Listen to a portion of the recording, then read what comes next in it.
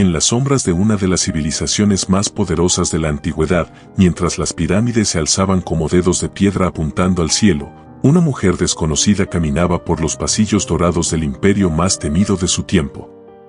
Su nombre era Asenet. Y aunque su historia rara vez se menciona, el eco de sus decisiones cambiaría para siempre el destino de Israel. Esta no es una historia común. No es una historia de reinas egipcias vestidas de poder y adornadas con orgullo. Es una historia de una mujer atrapada entre dos mundos, la opulencia de Egipto y el propósito divino del Dios de Israel. En ese momento, Egipto estaba en la cima del mundo antiguo. Era la superpotencia del tiempo. Sus ejércitos eran temidos, sus dioses incontables, y sus faraones eran tratados como dioses vivientes. El pueblo egipcio tenía jerarquías marcadas, costumbres rigurosas y un desprecio silencioso por los pueblos extranjeros, considerados inferiores. En ese contexto, José, un hebreo acusado injustamente, acababa de salir de una celda húmeda y oscura, donde el olvido lo había rodeado por años. Pasó de la prisión al palacio en un solo día, un salto imposible, excepto cuando Dios interviene. Y es aquí, justo cuando José es nombrado segundo al mando de Egipto, que aparece ella, Asenet. ¿Quién era esta mujer? ¿Por qué una hija de sacerdote se convertiría en la esposa de uno de los hombres más fieles a Dios? ¿Y cómo, en medio de un imperio que adoraba ídolos, sus hijos llegarían a convertirse en dos de las tribus más importantes de Israel? Asenet no es un personaje de cartón. Es un misterio. Una chispa de sabiduría escondida en el corazón de un sistema que se oponía al Dios de Abraham. Su historia es breve, pero poderosa. Porque lo que parecía una unión política entre un funcionario extranjero y una mujer egipcia, en realidad fue una jugada maestra en el plan de redención. Su nombre no resuena como el de Moisés o David, pero sin Asenet, no existirían Efraín ni Manasés. Sin ella, dos columnas del pueblo de Dios jamás habrían sido levantadas. ¿Quién era realmente esta mujer? ¿Qué pensó cuando fue entregada a un hebreo como esposa? ¿Y qué sintió al ver que sus hijos, nacidos entre dos culturas, serían llamados por Dios? Esta es la historia no contada de Asenet. Su nombre completo resonaba como un eco dentro de los templos bañados en oro: Asenet, hija de Potifera, sacerdote de On. No era una cualquiera. Nació en la élite religiosa de Egipto, dentro de la ciudad sagrada de Heliópolis, el corazón palpitante del culto al dios Ra, el sol divinizado. Allí, desde que tenía memoria, todo giraba en torno a la adoración del astro rey. Los templos estaban cargados de incienso, los muros cubiertos de jeroglíficos que hablaban de eternidad, y el linaje sacerdotal era intocable. Su padre, Potifera, no solo era influyente, era un mediador entre dioses y hombres, alguien que moldeaba creencias y mantenía el orden espiritual del imperio. Y ella, era su hija. Asenet fue criada para obedecer costumbres milenarias, para entender el lenguaje sagrado de los rituales, y quizá incluso para servir algún día en las ceremonias del templo. Rodeada de estatuas, de símbolos solares, de cánticos en lengua antigua y de una educación refinada, su destino parecía marcado por las estrellas egipcias. Lujos, banquetes, trajes de lino blanco bordado con oro, sirvientas y sabiduría antigua. Asenet lo tenía todo, menos una cosa: al Dios verdadero. Imagina ser formada en un mundo que adora a decenas de dioses, donde los sueños eran interpretados por astrólogos y el poder venía del faraón. En medio de esa oscuridad espiritual, una semilla comenzó a germinar. Asenet no lo sabía aún, pero su historia sería tejida por un Dios que ella ni siquiera conocía. Y aquí es donde la historia se torna extraordinaria. Porque Dios, el Dios de los hebreos, el invisible y eterno, no tiene fronteras culturales. Él no se detiene ante imperios ni se asusta por linajes paganos. Dios puede levantar a alguien desde las entrañas de una cultura completamente opuesta y hacer algo glorioso. Asenet no era hebrea. No descendía de Abraham. No conocía las promesas.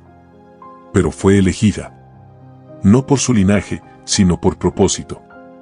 Su historia nos grita una verdad potente: no importa de dónde vienes, importa a dónde Dios te quiere llevar. Ella, que fue criada para servir a Ra, terminaría siendo madre de hijos que servirían al Dios de Israel. Y así, sin saberlo, Asenet estaba a punto de romper con siglos de tradición.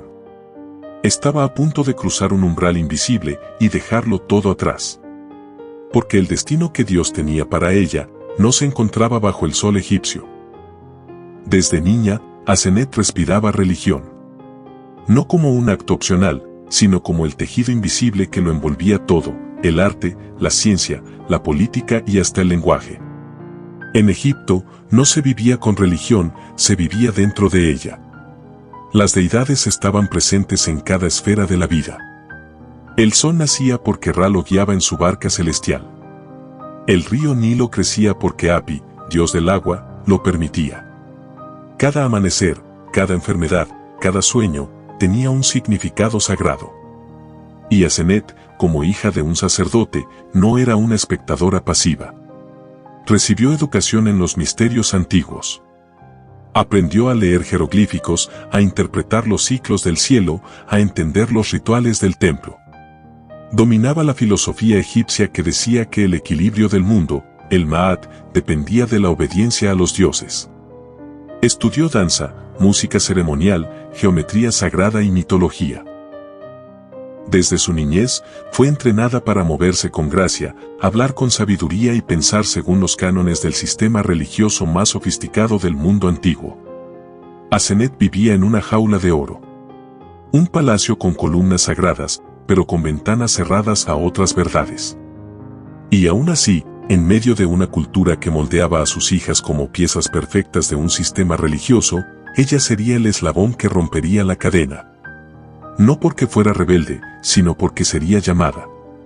Una llamada que ningún dios de piedra podía emitir, pero que el Dios vivo ya estaba preparando.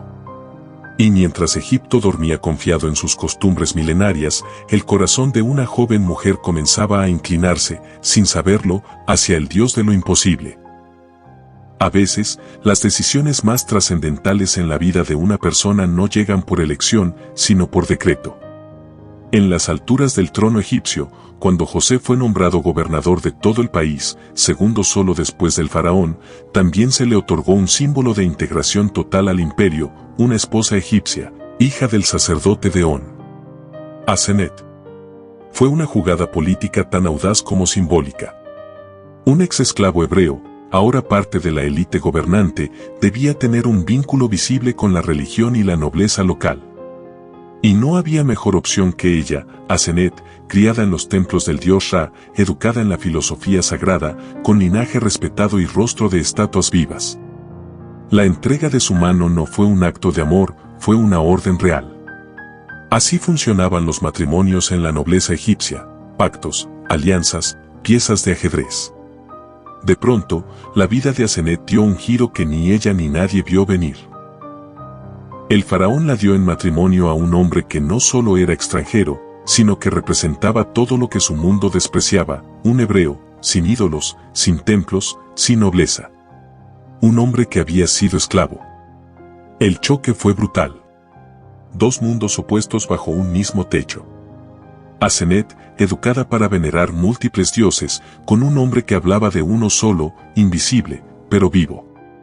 Ella, acostumbrada a la pompa religiosa, y él, formado en la escuela del sufrimiento, con cicatrices en el alma y una fea prueba de cárceles. ¿Qué sentía ella? ¿Qué pensaba? ¿Fue amor desde el inicio, o fue un mandato que aceptó por obediencia al trono? Desde fuera, parecía un arreglo político. Un premio para José, una estrategia para integrarlo al sistema egipcio. Pero desde el cielo, era otra cosa. Un plan divino, tan silencioso como poderoso.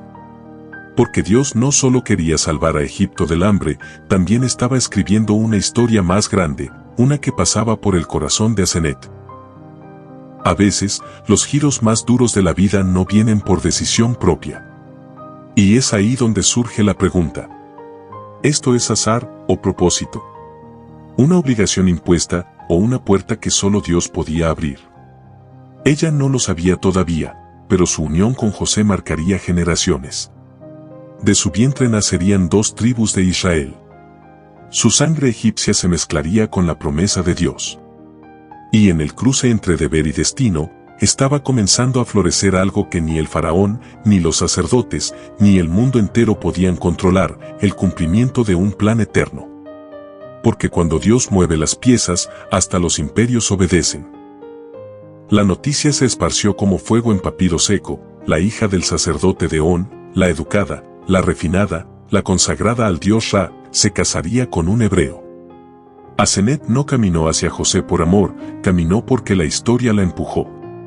No hubo elección, ni cortejo, ni promesas susurradas bajo la luna. Su boda fue pactada como se sellaban los tratados entre reinos. Un acto calculado entre el poder político y la religión del imperio.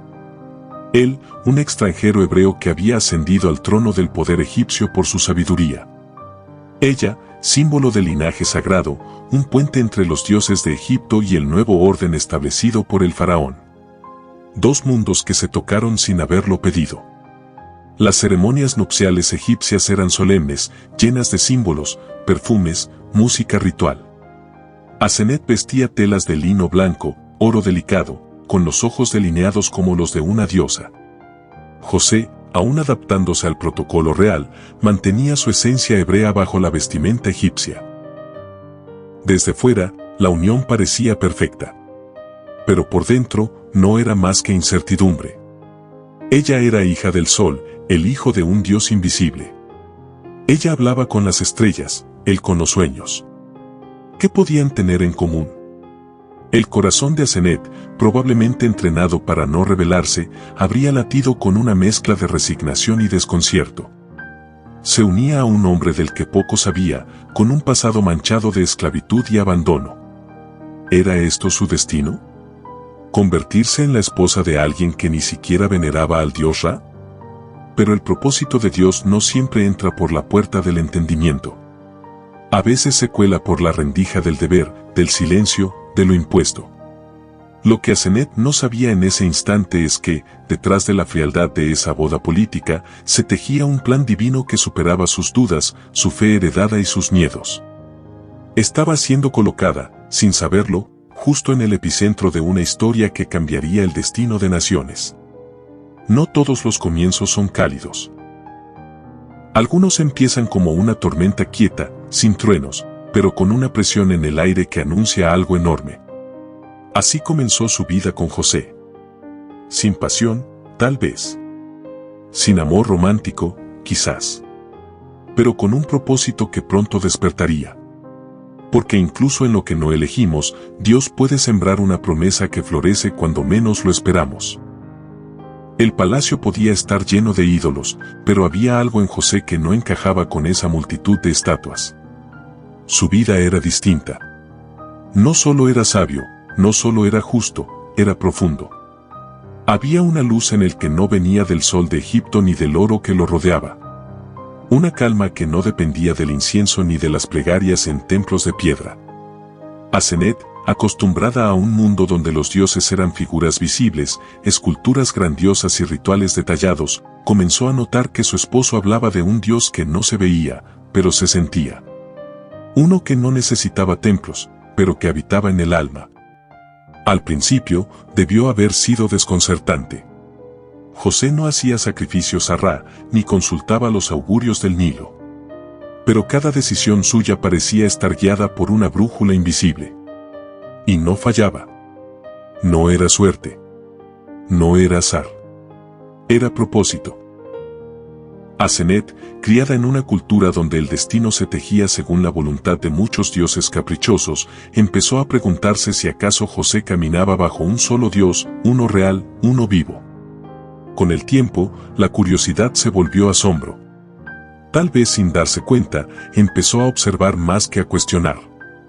En las noches silenciosas del palacio, cuando Egipto dormía y las estrellas velaban sobre On, quizás su corazón comenzaba a cambiar. No fue una conversión pública, no fue un rompimiento con su cultura.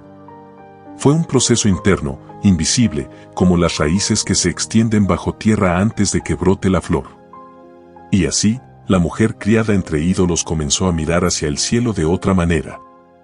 Ya no buscando las constelaciones, sino intentando entender a ese Dios que no pedía incienso, sino entrega. Ese Dios que había rescatado a José del pozo, de la cárcel, del olvido. Ese Dios que no usaba tronos para reinar, sino corazones para habitar. A veces, la fe más poderosa no llega con un milagro, sino con el testimonio silencioso de una vida coherente. José no predicó, vivió. Y Asenet, sin haberlo planeado, se encontró siendo parte de un plan divino que ya había comenzado a transformarla desde dentro. Porque la fe auténtica no necesita gritar, solo necesita ser real. Las estaciones pasaron en Egipto, y con ellas, el vientre de Asenet comenzó a redondearse bajo las túnicas reales. En el corazón del imperio, donde cada nacimiento era ritualizado, donde el linaje tenía un peso casi sagrado, ella no solo estaba trayendo hijos al mundo, estaba marcando el inicio de una nueva herencia. No egipcia. No israelita. Algo más profundo. Algo que no cabía en los muros de palacio ni en las tablas de genealogías. Primero nació Manasés. El nombre, en hebreo, no fue un simple capricho de padre. José lo eligió con una intención que desgarraba y restauraba al mismo tiempo. Dios me hizo olvidar todo mi sufrimiento y toda la casa de mi padre. Génesis 41:51. Asenet lo oyó, quizás sin entender del todo, pero sintiendo que esas palabras tenían un peso que venía desde antes de conocerlo. Un hijo nacido en la cuna del poder, pero nombrado con una cicatriz sanada. Un niño que representaba el bálsamo divino sobre el pasado quebrado de José. Luego llegó Efraín. Dios me hizo fructificar en la tierra de mi aflicción, Génesis 41:52. Otro nombre, otra señal. Egipto, tierra de esclavitud, injusticia y oscuridad para José, ahora era también el lugar donde su vida florecía. Y Asenet estaba en el centro de esa transformación. Ella, que no fue elegida por amor romántico, ahora se volvía parte vital en el consuelo de un corazón que había sido traicionado, vendido y abandonado. Sin proponérselo, participaba de una redención silenciosa. Para Asenet, la maternidad no solo fue un rol biológico. Fue una misión espiritual. En una cultura donde las mujeres eran vistas como canales de linaje o alianzas, ella estaba dando vida a algo mucho más grande, a dos futuros patriarcas que, sin saberlo, serían tribus en la historia de Israel. Cada llanto de sus hijos era parte de un nuevo comienzo, no solo para José, sino para un pueblo entero que aún no nacía. En sus brazos, el dolor del pasado y la promesa del futuro se abrazaban. Asenet no fue solo madre. Fue tierra fértil en medio del exilio. La paz en Egipto nunca duró demasiado. Las estaciones cambiaban, pero algo mucho más profundo se avecinaba, una hambruna tan feroz que cruzaría fronteras y desenterraría heridas del pasado. Mientras las cosechas se secaban y el polvo se apoderaba de los caminos, Egipto, bajo el liderazgo de José, se convertía en el único refugio. Pero para Asenet, esta crisis no solo era política o económica. Era personal. Una sombra antigua estaba a punto de tocar su hogar. Desde la distancia, sin ser protagonista directa, Asenet presenció uno de los momentos más intensos de la historia familiar de José, el reencuentro con sus hermanos. Esos mismos que lo habían traicionado, vendido y olvidado. Aquellos que lo creían muerto. Ahora llegaban hambrientos, desesperados, sin saber que el hombre poderoso frente a ellos era el mismo joven al que despreciaron. La tensión emocional debió ser inmensa. José, quebrado por dentro, intentando sanar lo irreparable. Y Asenet, tal vez en silencio, sosteniéndolo con su presencia, comprendiendo que hay batallas que no se libran con espadas, sino con perdón. Esa fue su posición, la de una mujer que aprendió a no intervenir en la voluntad de Dios, pero sí a acompañar los procesos con madurez y fe. Este capítulo no solo fue el desenlace de un drama familiar, fue un acto divino de redención. Los hermanos lloraron. José perdonó. La unidad volvió a una familia rota. Y detrás de todo eso, estaba Asenet, como un testigo silencioso de la sanidad emocional que solo el cielo puede escribir. Porque a veces el perdón no se da con palabras, sino con decisiones. Y aunque Asenet no habló en esta parte de la historia, su presencia firme fue testimonio de que la restauración es posible, incluso después de las traiciones más profundas.